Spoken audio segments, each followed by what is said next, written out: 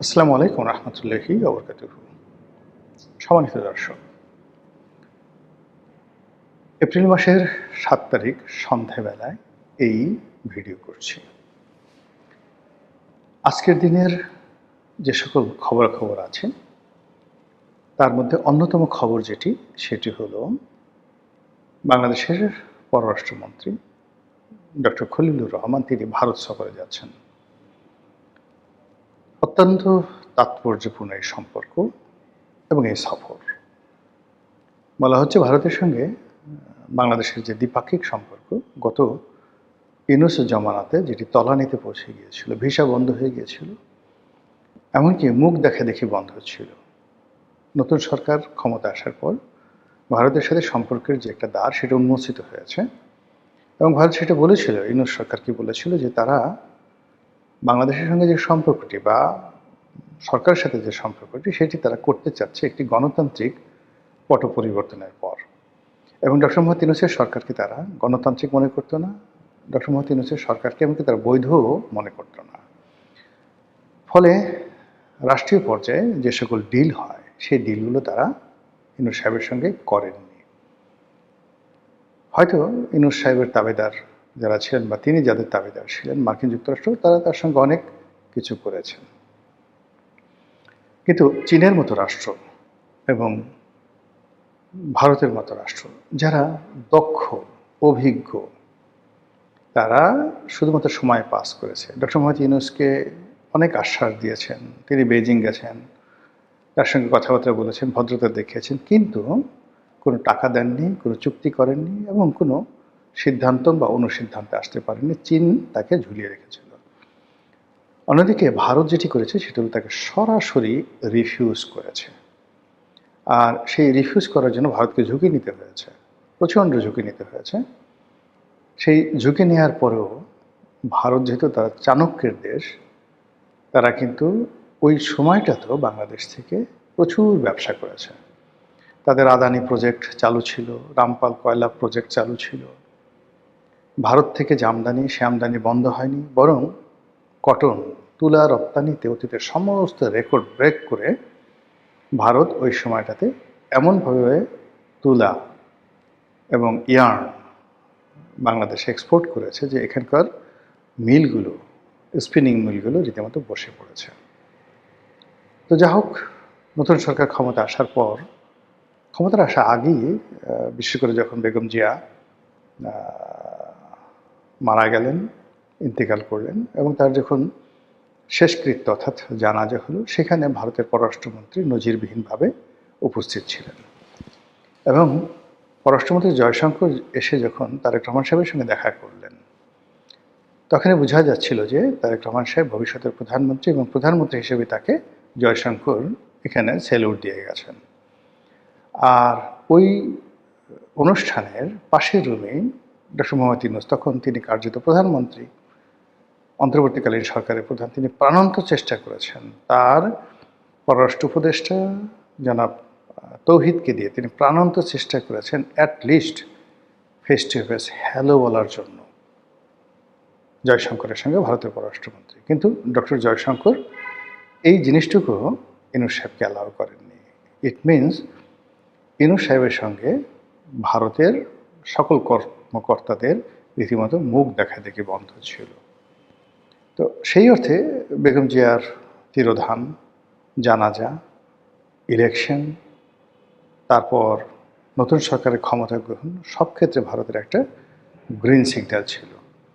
এমনকি ইলেকশনের সময় ভারতের যে সকল মেশিনারিজ রয়েছে তারা বিএনপিকে সহযোগিতা করেছে। এমনকি আওয়ামী লীগ তাদের বেশিরভাগ ভোট তারা বিএনপিকে দিয়েছে জামাত এনসিপিকে ঠেকানোর জন্য। তো সেই অবস্থাতে এখন এই যে নতুন সরকারের সাথে ভারতের যে সম্পর্কটা হবে, সেই সম্পর্কটা এখন কিছু ক্রাইসিস সামনে এত মারাত্মক আকার ধারণ করেছে যে ভারতের সহযোগিতা আমাদের জন্য এই মুহূর্তে রীতিমতো ক্রাইং নিড হয়ে গেছে। তার মধ্যে এক নম্বর হলো ডিজেল। আপনারা জানেন যে ভারতেও ডিজেলের সমস্যা আছে, এই মুহূর্তে জ্বালানির সমস্যা আছে ইরান যুদ্ধের কারণে, কিন্তু তাদের তো চাহিদা ব্যাপক। সেই তুলনায় আমাদের চাহিদা খুব অল্প।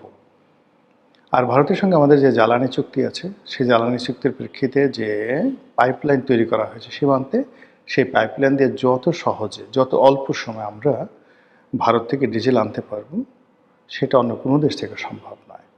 এতে আমাদের সিস্টেম লস অনেক কম যাবে, পরিবহন ব্যয় নাই বললেই চলে, এবং তার সঙ্গে সঙ্গে খুব স্বল্পতম সময় আমরা আমাদের চাহিদা মেটাতে পারবো। এবং নতুন সরকারের প্রতি বন্ধুত্বের নিদর্শনস্বরূপ ভারত 2 দফায় তারা ব্যাপক ডিজেল, বিরাট একটা যাকে বলা হয় ডিজেল, কত 7,000 মেট্রিক টন বা 9,000 মেট্রিক টন দুটো চালান তারা দিয়েছে, যেটি ইউনূসের জামানাতে এটা হয়নি। তো এরকম একটা প্রসপেক্ট যখন এই যে যুদ্ধ চলছে, আমরা কোথাও ডিজেল আনতে পারছি না, এখানে টাকারও সমস্যা আছে, তো সেখানে ভারত থেকে নগদে হোক, ক্রেডিট লাইনে হোক, আমাদেরকে ডিজেল পেতে হবে। 2 নম্বরে যেটি আছে সেটি হলো যে বর্তমান সরকার নিরবচ্ছিন্নভাবে যাতে ক্ষমতায় থাকতে পারে, ভারতের কোঅপারেশন, ফাইন্যান্সিয়াল অ্যাসিস্ট্যান্স থাকতে হবে। অন্যদিকে ভারতের সঙ্গে আওয়ামী লীগের যে সকল চুক্তি হয়েছিল, সেটাকে আপনি ট্রানজিট চুক্তি বলেন, সামরিক চুক্তি বলেন, পররাষ্ট্রনীতি বিষয়ে আরও অনেক কিছু চুক্তি আছে, করিডোর বলেন। কেউ কেউ বলার চেষ্টা করেছিল যে শেখ হাসিনা বাংলাদেশকে ভারতের করিডোর বানিয়ে দিয়েছে, হোয়াট এভার মেবি। ভারত চাইবে, এই যে নতুন সরকারের যে এখন একটা সেন্সিটিভ মুহূর্ত যাচ্ছে, দুর্বলতম সময় যাচ্ছে, যখন ভারতকে অ্যাভয়েড করার কোনো ক্ষমতা তার নেই, সেই সময় তারেক রহমান সাহেবকে চাপে ফেলে এরকম কতগুলো চুক্তি তারা নতুন করে নিতে পারে, আর পুরনো চুক্তিকে আবার বলবৎ করতে পারে। কিন্তু এখানে যে বিষয়টি হবে, সেই বিষয়টি হলো ইউনূসের জামানাতে দুটো মেজর সিদ্ধান্ত। একটা হলো তিস্তা প্রকল্প। তিস্তা প্রকল্প নিয়ে চীনের সঙ্গে বাংলাদেশ অনেকটা দূর এগিয়ে গেছে। দ্বিতীয় হলো সৈয়দপুরে একটা বিশাল চীনের একটা বিনিয়োগ হবে, একটা বড় হাসপাতাল। তো হাসপাতালটা হলো প্রত্যক্ষ বা পরোক্ষভাবে সেখানে একটা চীন বিমান ঘাঁটি তৈরি করবে, যেটিকে বলা হচ্ছে এশিয়ার বৃহত্তম বিমান ঘাঁটি সৈয়দপুরে। দ্বিতীয় বিশ্বযুদ্ধের সময় কিন্তু এটা অনেক বড় বিমান ঘাঁটি ছিল। সরি, সৈয়দপুর না, এটা হলো, আমার নামটা এই মুহূর্তে মনে আসতেছে না, উত্তরবঙ্গের একটা জায়গাতে। তো যাই হোক, তো সেটাও চীন মোটামুটি অনেক দূর এগিয়ে গেছে। পরিবর্তিত পরিস্থিতিতে অবশ্যই ভারত প্রথমে বলবে যে প্রকল্পগুলো করা যাবে না, ওটা বন্ধ করতে হবে। এবং সেটা যদি বর্তমান সরকার করে, ভারতের সঙ্গে আবার সেই অহিনকুল সম্পর্ক হয়ে যাবে। আমরা জানি যে পররাষ্ট্রমন্ত্রী দিল্লি থেকে আসার পরে তিনি বেজিংয়ে যাবেন, মানে চীনে যাবেন। তো এক্ষেত্রে যেটা ডক্টর মোহাম্মদ ইউনূসের যে সমস্যা হয়েছে, শেখ হাসিনারও একই সমস্যার কারণে তিনি ক্ষমতাচ্যুত হয়েছেন, সেটা হলো চীন এবং ভারত এই দুটোকে একত্রে তারা হ্যান্ডেল করার চেষ্টা করেছেন। কিন্তু ইভেন ডক্টর মোহাম্মদ ইউনূস যদি চীনকে বাদ দিয়ে ভারতের সঙ্গে আসলে করতে চাইতেন, তাহলে হয়তো ইতিহাস ভিন্ন হতে পারত। কিন্তু এখন এই বর্তমান জমানাতে খলিলুর রহমান সাহেব তিনিও সম্ভবত ঠিক একই পদ্ধতিতে এগোচ্ছেন। কোনো দেশের সঙ্গে শত্রুতা নয়, সবার সঙ্গে বন্ধুত্ব, চীনের সঙ্গে চলবে আর ভারতের সঙ্গে চলবে। সেটা বাণিজ্যিক ক্ষেত্রে হতে পারে, কিন্তু কৌশলগত মিত্রতা, মিলিটারি যে অ্যাগ্রিমেন্ট, সেটা যদি এই দেশের সাথে দুই দেশের সঙ্গে একত্র করতে যায় এবং বাংলাদেশের ভূমি ব্যবহার করার ক্ষেত্রে ভারতকে যে প্রিভিলেজগুলো আওয়ামী লীগ আমলে দেওয়া হয়েছিল, ঠিক এর কিয়দাংশ যদি চীনকে দেওয়া হয়, যেটা চীন চাচ্ছে, তারা এই বাংলাদেশে তাদের উপস্থিতি তারা এনশিওর করতে যাচ্ছে, তছনছ হয়ে যাবে। ফলে এই যে খলিলুর রহমান সাহেব যে ভারত যাচ্ছে, এতে আমি যতটা না আশান্বিত হচ্ছি, তার চেয়ে বেশি আতঙ্কগ্রস্ত হচ্ছি। বরং সরকার যদি এই সময়টাতে এই সফরটিকে আরও 3-4 মাস 6 মাস পিছিয়ে দিত এবং এই বর্তমানে যে চলমান ক্রাইসিসগুলো রয়েছে, ক্রাইসিসগুলো মোকাবেলা করতো, তাহলে তার একটা ব্রিদিং টাইম থাকবে। কিন্তু এই মুহূর্তে যে তারা প্রথমে দিল্লির সঙ্গে একটা সমঝোতায়, একটা বার্গেনিংয়ে, একটা চুক্তিতে তারা তড়িঘড়ি করে উপস্থিত মানে মানে হওয়ার চেষ্টা করলো, এক্ষেত্রে তারা যদি সফল হয়, চীন পেছন দিক থেকে টানবে। তাদের যে ঋণগুলো আছে সেগুলো তারা ফেরত চাইবে এবং কোনো রকম সাহায্য করবে না, যেটা এই মুহূর্তে আমাদের যে স্ট্রাকচারাল যে ডেভেলপমেন্টগুলো বাংলাদেশ হচ্ছে তার বিরাট অংশীদার হলো চীন। এই বিপদ হয়ে যাবে। অন্যদিকে ভারতের কথা মতো যদি নতুন সরকার তারা ভারতের চাহিদা পূর্ণ করতে না পারে, দাবির সঙ্গে তারা সমঝোতা করতে না পারে, যেটাকে ইংরেজিতে বলা হয় কমপ্লাই করতে না পারে, তাহলে ডক্টর মোহাম্মদ ইউনূসের ভাগ্যে যা কিছু হয়েছে ঠিক সেম জিনিসটি হবে। এর মধ্যে পয়লা বৈশাখ আসছে। সেই বৈশাখ মাসে ট্র্যাডিশনালি ভারতে উপহার হিসাবে বাংলাদেশ ইলিশ পাঠায়, দুর্গাপূজাতে ইলিশ পাঠায়। তো এইবার কতটুকু ইলিশ যাবে? বিগত দিনের চেয়ে যদি অনেক অনেক বেশি যায়, ইভেন শেখ হাসিনার চেয়ে বেশি যায়, ধরে নেবেন যে তারেক রহমান সাহেব আসলে আওয়ামী লীগ জমানার সাথে বেশি আন্তরিকতা দিয়ে ভারতের সঙ্গে একটা বন্ধুত্ব করতে যাচ্ছে। আর যদি ইলিশের সাইজ আকার আকৃতি কম হয়, তাহলে ধরবেন যে এই বন্ধুত্ব ভালো মতো হবে না। এর মধ্যে আর একটা ঘটনা ঘটে গেছে, সেটি হলো স্পিকার শিরীন শারমিন চৌধুরী, তাকে গ্রেপ্তার করা হয়েছে। তিনি কোর্টে গেছেন এবং সেখানে ইচ্ছাই হোক অনিচ্ছাই হোক অপ্রীতিকর ঘটনা ঘটেছে, যেটা নিঃসন্দেহে ভারতকে বিক্ষুব্ধ করবে।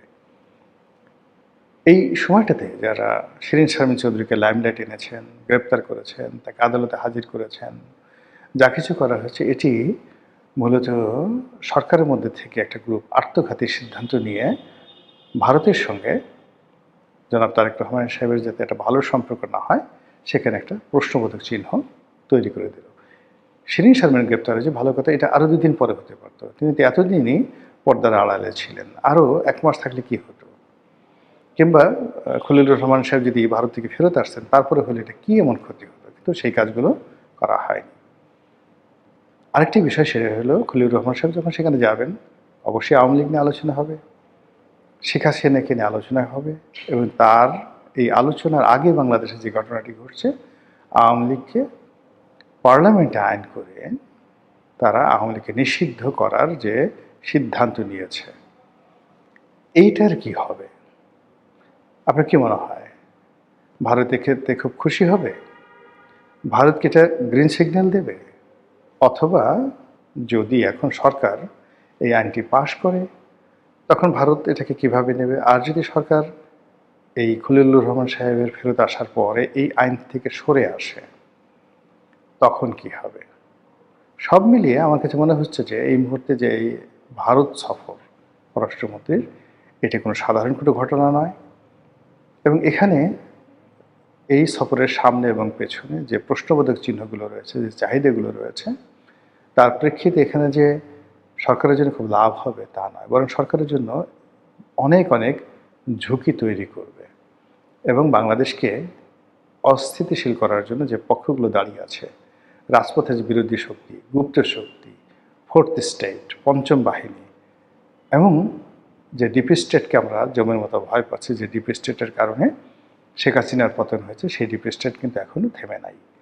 ফলে খলিলুর রহমান সাহেবের এই যে সফর, সেই সফরের দিকে প্রতিটি পক্ষ তীক্ষ্ণ দৃষ্টি রাখছে এবং পান থেকে চুন খসার সঙ্গে সঙ্গে সর্বশক্তি দিয়ে সরকারকে যদি তার প্রতিপক্ষ যারা আছে আঘাত করে, তাহলে এখনও সরকার শক্তির সঞ্চয় করেনি, তাদের পক্ষে সেই আঘাত প্রতিহত করা, সেই আঘাত অ্যাবজর্ব করা সহজ বিষয় হবে না। মহান আল্লাহ আমাদের সবাইকে হেদায়েত দান করুন এবং হেফাজত করুন। আসসালামু আলাইকুম ওয়া রাহমাতুল্লাহি ওয়া বারাকাতুহু।